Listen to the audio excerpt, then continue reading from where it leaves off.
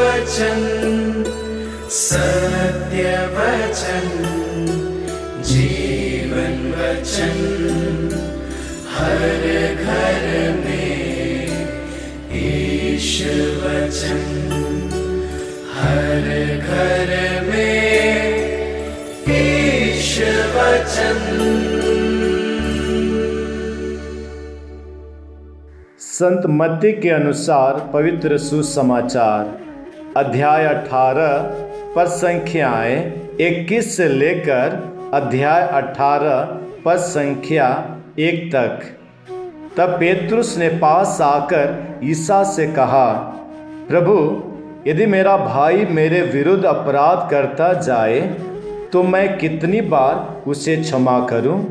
7 बार तक? ईसा ने उत्तर दिया, मैं तुमसे नहीं कहता 7 बार तक, बल्कि 70 गुना 7 बार तक। यही कारण है कि स्वर्ग का राज्य उस राजा के सदृश है जो अपने सेवकों से लेखा लेना चाहता था। जब वह लेखा लेने लगा तो उसका लाखों रुपए का एक कर्जदार उसके सामने पेश किया गया। अदा करने के लिए उसके पास कुछ भी नहीं था। इसलिए स्वामी ने आदेश दिया कि उसे, उसकी पत्नी, उसके बच्चों और उसकी सारी जायदाद को बेच दिया जाए और ऋण अदा कर दिया जाए।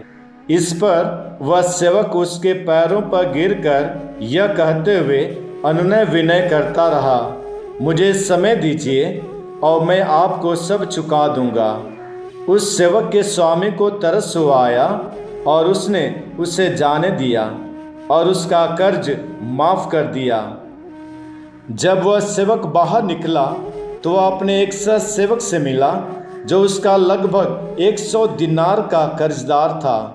उसने उसे पकड़ लिया और उसका गला घोट कर कहा, अपना कर्ज चुका दो।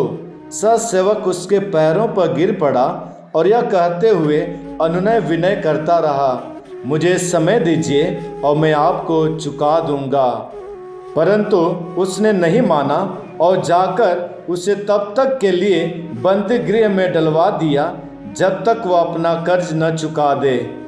यह सब देखकर उसके दूसरे सेवक बहुत दुखी हो गए और उन्होंने स्वामी के पास जाकर सारी बातें बता दी। तब स्वामी ने उस सेवक को बुलाकर कहा, दुष्ट सेवक, तुम्हारी अनुनय विनय पर मैंने तुम्हारा वह सारा कर्ज माफ कर दिया था। तो जिस प्रकार मैंने तुम पर दया की थी, क्या उसी प्रकार तुम्हें भी अपने सेवक पर दया नहीं करनी चाहिए थी? और स्वामी ने क्रुद्ध होकर उसे तब तक के लिए जल्लादों के हवाले कर दिया जब तक वह कौड़ी कौड़ी न चुका दे। यदि तुम में हर एक अपने भाई को पूरे हृदय से क्षमा नहीं करेगा तो मेरा स्वर्ग पिता भी तुम्हारे साथ ऐसा ही करेगा। अपना यह उपदेश समाप्त कर ईसा गलीलिया से चले गए और यरदन के पार यहूदिया प्रदेश पहुँचे। प्रभु का सुसमाचार। प्रिय भाइयों एवं बहनों, हृदय का कठोर व्यक्ति कभी किसी को माफ नहीं करता। उसके अंदर नफरत, घमंड, द्वेष, बदले की भावना हर पल हर वक्त झलकती रहती है।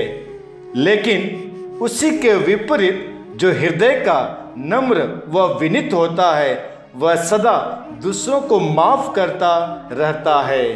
क्षमा करना हमारे जीवन का अंग होनी चाहिए। बदला लेने में या ईंट का जवाब ईंट से देने में हमारी बहादुरी नहीं झलकती, लेकिन दूसरे भाई बहनों के गलतियों को माफ करने में झलकती है। आज के सुसमाचार में प्रभु यीशु निर्दयी सेवक के दृष्टांत के माध्यम से क्षमा के बारे में हमें एक सुंदर, एक उत्तम संदेश देते हुए कहते हैं, जो तुम्हारे विरुद्ध अपराध करता है तो उसे केवल 7 बार तक नहीं, लेकिन उसे 70 गुना 7 बार तक क्षमा करनी चाहिए।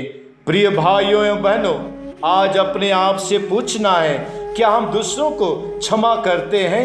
यदि जब हमारे पापों से क्षमा मिल जाती है, तो जब हमारी बारी आती है तो हम दूसरों को क्यों नहीं क्षमा करते? क्यों हम उसके साथ अलग प्रकार का व्यवहार करते हैं? आइए प्रभु यीशु के वचनों पर अमल करते हुए क्षमा का गुण धारण करें। आमीन।